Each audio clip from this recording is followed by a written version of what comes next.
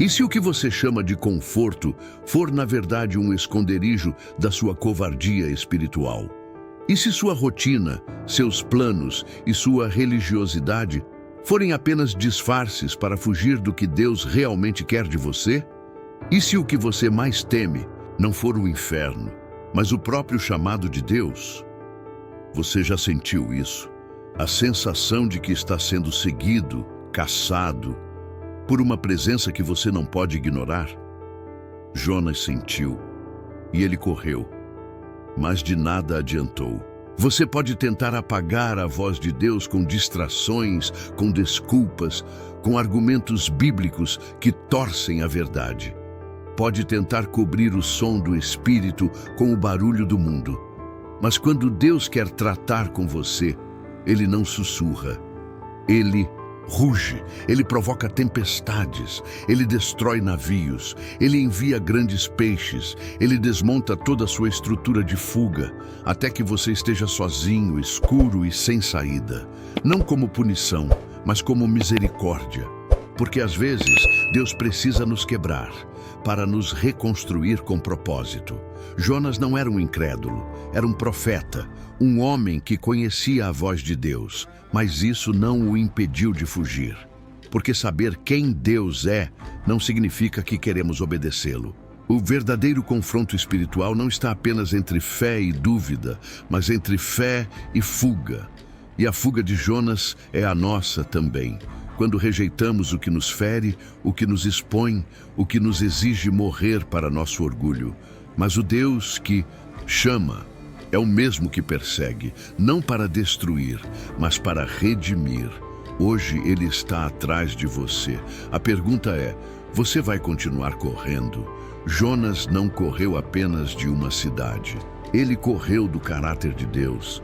É assustador pensar nisso, mas é exatamente o que fazemos quando escolhemos obedecer parcialmente. Quando queremos um Deus que salve a nós, mas destrua os outros. Jonas sabia que Deus era misericordioso e esse era o seu maior medo, que Deus perdoasse Nínive, que ele fizesse exatamente aquilo que Jonas não estava disposto a aceitar. Quantas vezes nosso problema não é a dureza de Deus, mas sua graça.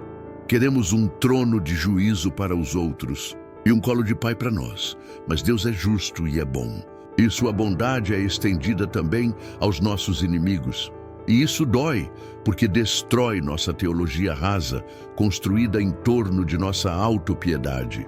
Jonas não fugiu porque duvidava de Deus. Ele fugiu porque conhecia Deus, porque sabia que o amor divino não respeita fronteiras, nacionalidades nem traumas pessoais. E é aí que muitos de nós tropeçamos. Queremos um evangelho que caiba em nossas cicatrizes, em nossas preferências, em nossa visão de mundo.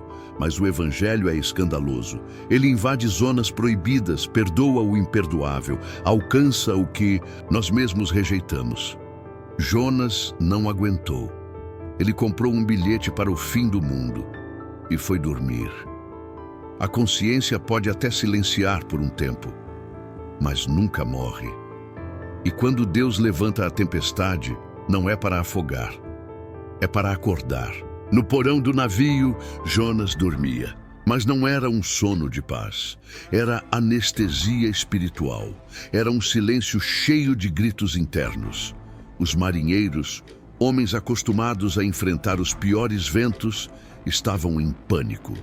Eles sabiam que aquela tempestade não era comum. Era uma guerra divina, um chamado do céu. Enquanto isso, o profeta dormia. O contraste é aterrador. O homem que deveria clamar está calado, enquanto os pagãos oram desesperadamente. Quantas vezes não somos nós, os crentes, aqueles que dormem diante das dores do mundo? O capitão desce e diz: como você pode dormir? Clame ao seu Deus. A vergonha é inevitável. Às vezes, Deus usa até os incrédulos para nos lembrar do que esquecemos, que fomos chamados para ser luz, mesmo nas tempestades. Jonas é confrontado. A sorte cai sobre ele. A verdade vem à tona. Ele confessa: eu sou o responsável. E naquele momento ele entende, a tempestade não vai cessar enquanto ele continuar fugindo.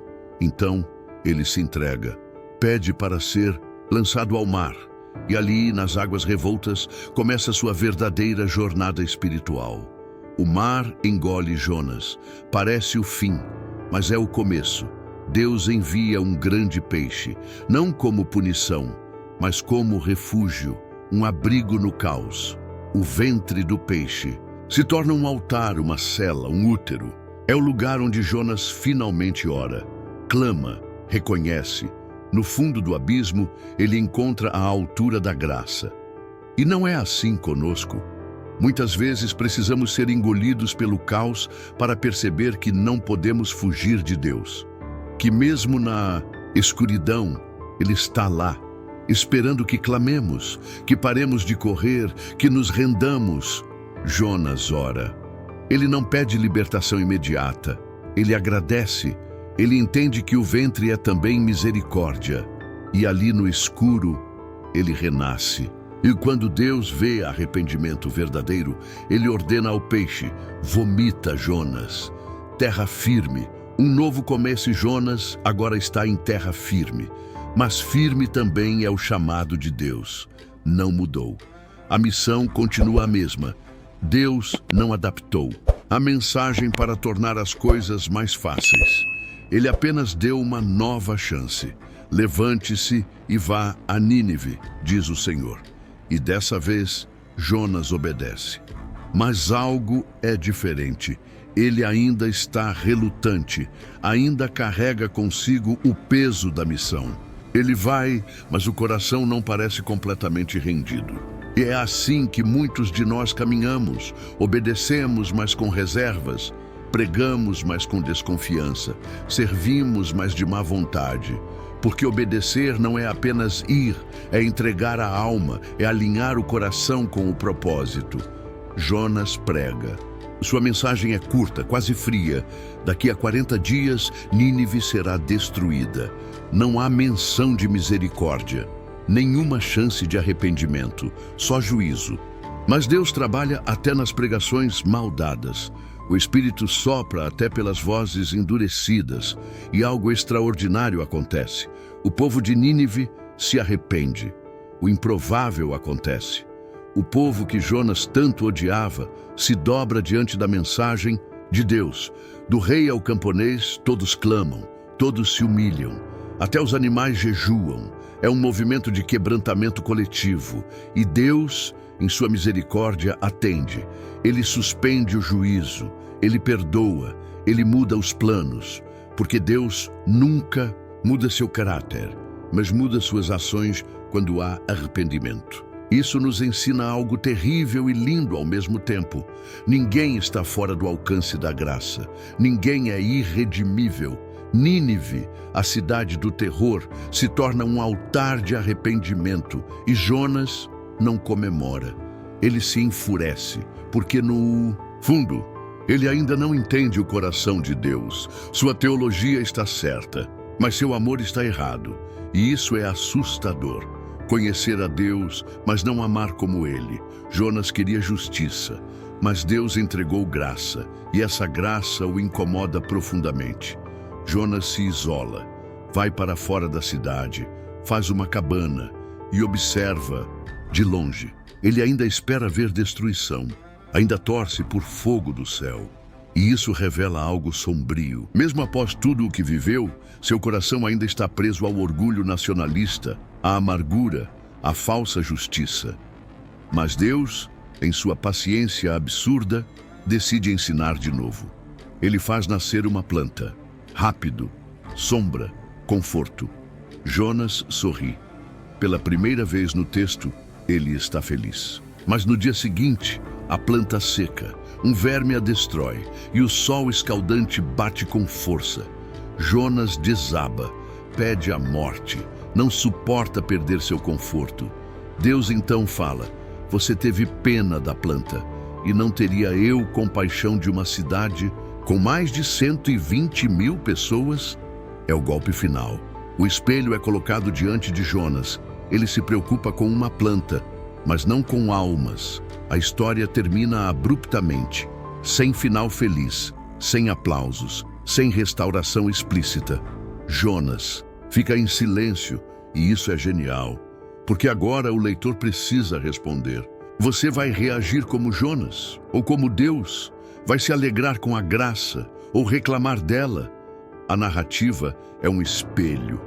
Cada um de nós é chamado a se ver ali, porque todos temos uma Nínive que evitamos, uma missão que nos assusta, um povo que achamos indigno da graça. Mas Deus continua a chamar, continua a enviar, continua a confrontar. A pergunta não é mais sobre Jonas, é sobre você. Quem você não quer que Deus perdoe? Quem você insiste em manter longe do céu? Qual planta você ama mais do que pessoas? Que tipo de justiça você clama quando se sente ferido? Essa história termina aberta, porque a mudança de Jonas depende da sua resposta.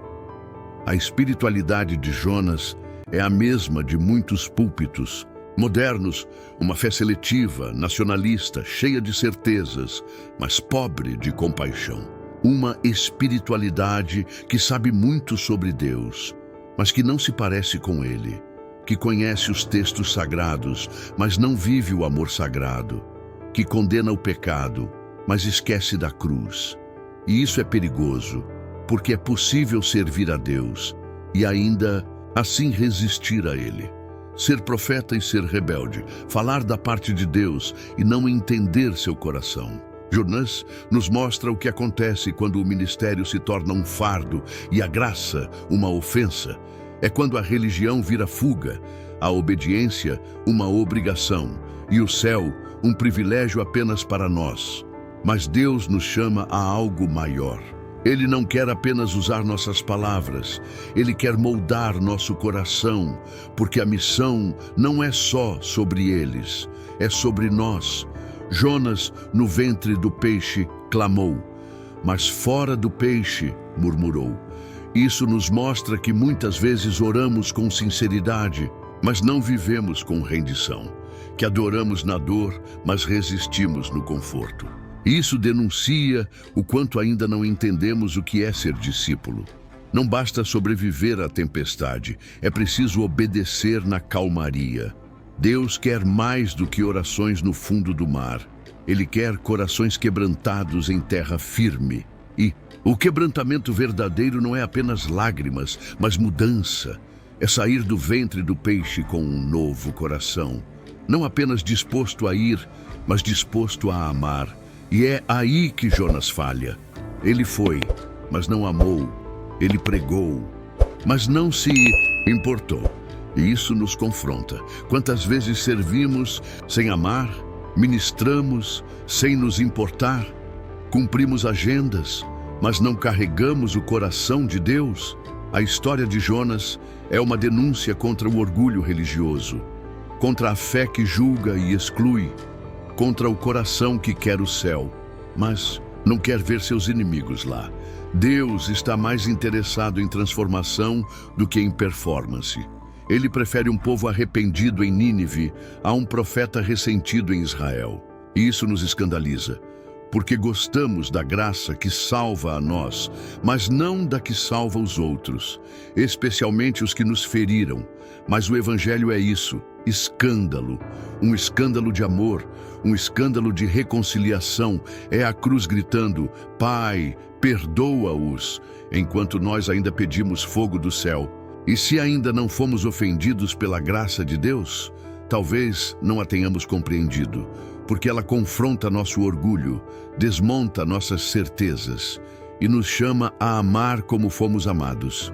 E talvez seja isso que Deus esteja fazendo com você agora. Talvez você esteja no meio de uma tempestade, talvez o navio esteja prestes a naufragar, talvez você esteja no ventre de um grande peixe. E tudo isso não é castigo, é convocação, é Deus tentando te tirar da fuga, da religião fria, do orgulho teológico, da zona de conforto. Ele está chamando você de volta para a missão, para o amor, para a compaixão. Ele quer quebrar sua planta, aquela sombra que você ama mais do que o propósito, aquela segurança que impede sua obediência radical. Ele quer te colocar frente a frente com Nínive, com os inimigos, com os desprezados, para que você finalmente viva não como Jonas, mas como Cristo, que também desceu, que também clamou, mas que se entregou até o fim por amor. Jesus é o verdadeiro Jonas, mas diferente do profeta, ele não fugiu. Ele desceu à terra, ao mar, ao abismo, ficou 3 dias no ventre da morte e ressuscitou, não em protesto, mas em vitória, para salvar os que não mereciam, para resgatar os que ninguém queria. Ele não apenas anunciou juízo, ele ofereceu perdão.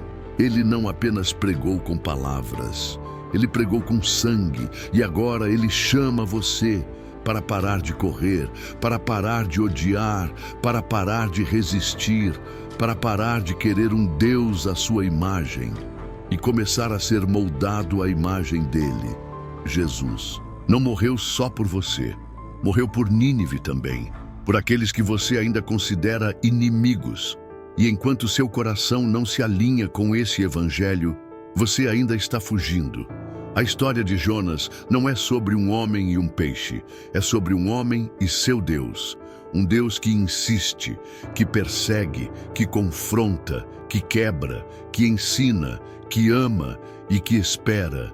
Espera que o profeta finalmente se torne discípulo.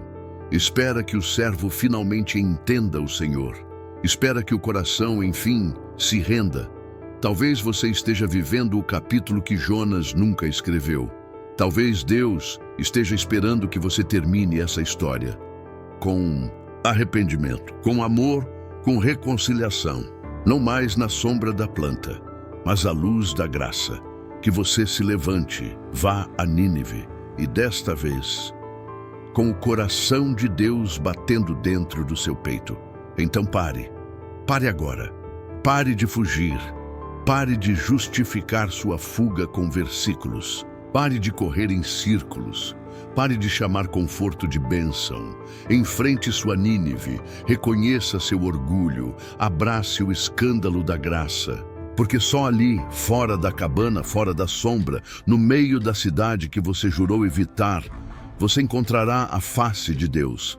E ela não virá como trovão, mas como misericórdia, como compaixão, como amor que não faz sentido. E quando você amar esse amor, mesmo que doa, aí sim você terá entendido o Evangelho. Que essa seja sua resposta ao chamado, que esse seja seu novo começo, que essa seja sua história de redenção.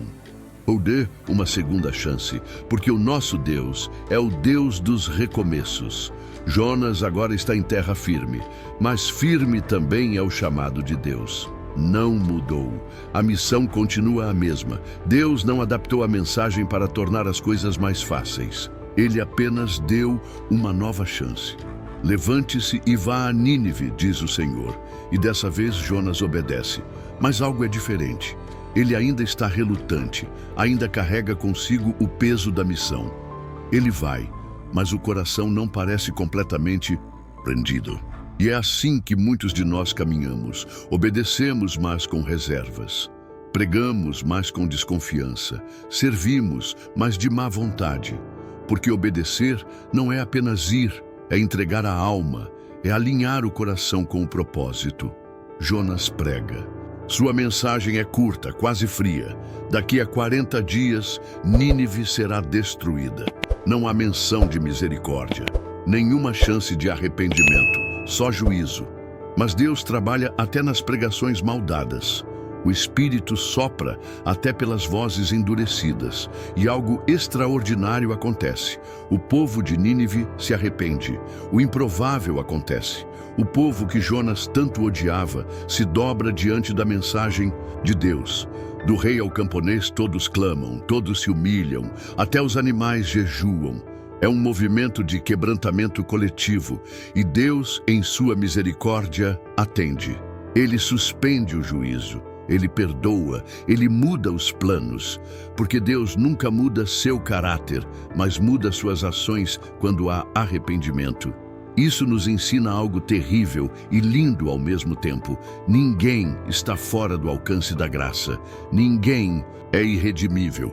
Nínive, a cidade do terror, se torna um altar de arrependimento. E Jonas não comemora. Ele se enfurece, porque no fundo ele ainda não entende o coração de Deus. Sua teologia está certa, mas seu amor está errado. E isso é assustador, conhecer a Deus, mas não amar como Ele. Jonas queria justiça, mas Deus entregou graça, e essa graça o incomoda profundamente. Jonas se isola, vai para fora da cidade, faz uma cabana e observa de longe. Ele ainda espera ver destruição, ainda torce por fogo do céu. Isso revela algo sombrio. Mesmo após tudo o que viveu, seu coração ainda está preso ao orgulho nacionalista, à amargura, à falsa justiça. Mas Deus, em sua paciência absurda, decide ensinar de novo. Ele faz nascer uma planta, rápido, sombra, conforto. Jonas sorri. Pela primeira vez no texto, ele está feliz. Mas no dia seguinte, a planta seca, um verme a destrói. E o sol escaldante bate com força. Jonas desaba, pede a morte, não suporta perder seu conforto. Deus então fala: você teve pena da planta. E não teria eu compaixão de uma cidade com mais de 120 mil pessoas? É o golpe final. O espelho é colocado diante de Jonas. Ele se preocupa com uma planta, mas não com almas. A história termina abruptamente, sem final feliz, sem aplausos, sem restauração explícita. Jonas fica em silêncio, e isso é genial, porque agora o leitor precisa responder. Você vai reagir como Jonas ou como Deus? Vai se alegrar com a graça ou reclamar dela? A narrativa é um espelho. Cada um de nós é chamado a se ver ali, porque todos temos uma Nínive que evitamos, uma missão que nos assusta, um povo que achamos indigno da graça. Mas Deus continua a chamar, continua a enviar, continua a confrontar. A pergunta não é mais sobre Jonas, é sobre você. Quem você não quer que Deus perdoe? Quem você insiste em manter longe do céu? Qual planta você ama mais do que pessoas? Que tipo de justiça você clama quando se sente ferido? Essa história termina aberta, porque a mudança de Jonas depende da sua resposta. A espiritualidade de Jonas é a mesma de muitos púlpitos modernos, uma fé seletiva, nacionalista, cheia de certezas, mas pobre de compaixão. Uma espiritualidade que sabe muito sobre Deus, mas que não se parece com Ele. Que conhece os textos sagrados, mas não vive o amor sagrado. Que condena o pecado, mas esquece da cruz. E isso é perigoso, porque é possível servir a Deus e ainda assim resistir a Ele. Ser profeta e ser rebelde, falar da parte de Deus e não entender seu coração. Jonas nos mostra o que acontece quando o ministério se torna um fardo e a graça uma ofensa. É quando a religião vira fuga, a obediência uma obrigação e o céu um privilégio apenas para nós. Mas Deus nos chama a algo maior. Ele não quer apenas usar nossas palavras, Ele quer moldar nosso coração. Porque a missão não é só sobre eles, é sobre nós. Jonas, no ventre do peixe, clamou, mas fora do peixe, murmurou. Isso nos mostra que muitas vezes oramos com sinceridade, mas não vivemos com rendição, que adoramos na dor, mas resistimos no conforto. Isso denuncia o quanto ainda não entendemos o que é ser discípulo. Não basta sobreviver à tempestade, é preciso obedecer na calmaria. Deus quer mais do que orações no fundo do mar. Ele quer corações quebrantados em terra firme. E o quebrantamento verdadeiro não é apenas lágrimas, mas mudança. É sair do ventre do peixe com um novo coração. Não apenas disposto a ir, mas disposto a amar. E é aí que Jonas falha. ele foi, mas não amou. Ele pregou, mas não se importou. E isso nos confronta. Quantas vezes servimos sem amar, ministramos sem nos importar, cumprimos agendas, mas não carregamos o coração de Deus? A história de Jonas é uma denúncia contra o orgulho religioso, contra a fé que julga e exclui, contra o coração que quer o céu, mas não quer ver seus inimigos lá. Deus está mais interessado em transformação do que em performance. Ele prefere um povo arrependido em Nínive a um profeta ressentido em Israel. E isso nos escandaliza, porque gostamos da graça que salva a nós, mas não da que salva os outros, especialmente os que nos feriram. Mas o Evangelho é isso, escândalo. Um escândalo de amor, um escândalo de reconciliação. É a cruz gritando: Pai, perdoa-os, enquanto nós ainda pedimos fogo do céu. E se ainda não fomos ofendidos pela graça de Deus, talvez não a tenhamos compreendido, porque ela confronta nosso orgulho, desmonta nossas certezas e nos chama a amar como fomos amados. E talvez seja isso que Deus esteja fazendo com você agora. Talvez você esteja no meio de uma tempestade. Talvez o navio esteja prestes a naufragar. Talvez você esteja no ventre de um grande peixe.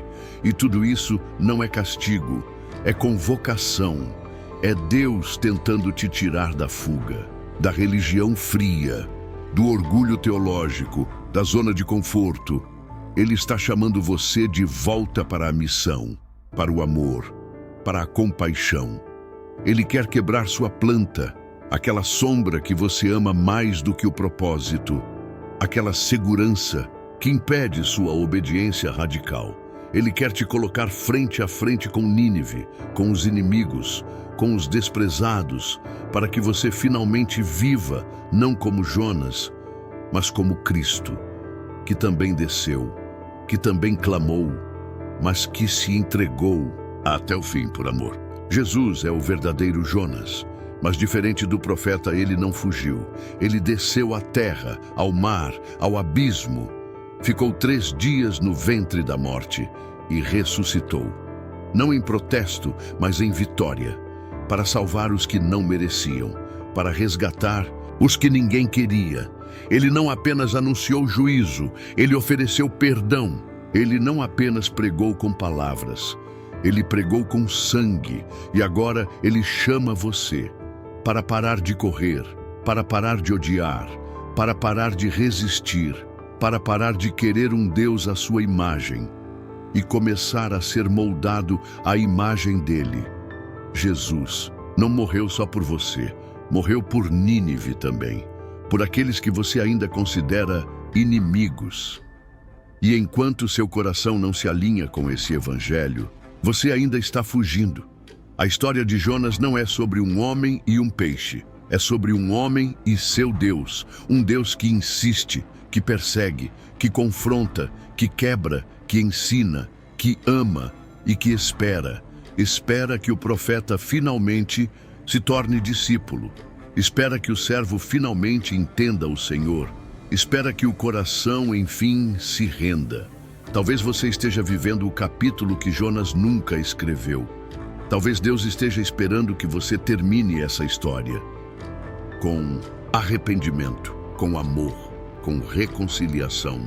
Não mais na sombra da planta, mas à luz da graça. Que você se levante, vá a Nínive e desta vez com o coração de Deus batendo dentro do seu peito. Então pare agora, pare de fugir, pare de justificar sua fuga com versículos. Pare de correr em círculos, pare de chamar conforto de bênção. Enfrente sua Nínive, reconheça seu orgulho, abrace o escândalo da graça. Porque só ali, fora da cabana, fora da sombra, no meio da cidade que você jurou evitar, você encontrará a face de Deus. E ela não virá como trovão, mas como misericórdia, como compaixão, como amor que não faz sentido. E quando você amar esse amor, mesmo que doa, aí sim você terá entendido o Evangelho, Que essa seja sua resposta ao chamado, que esse seja seu novo começo, que essa seja sua história de redenção.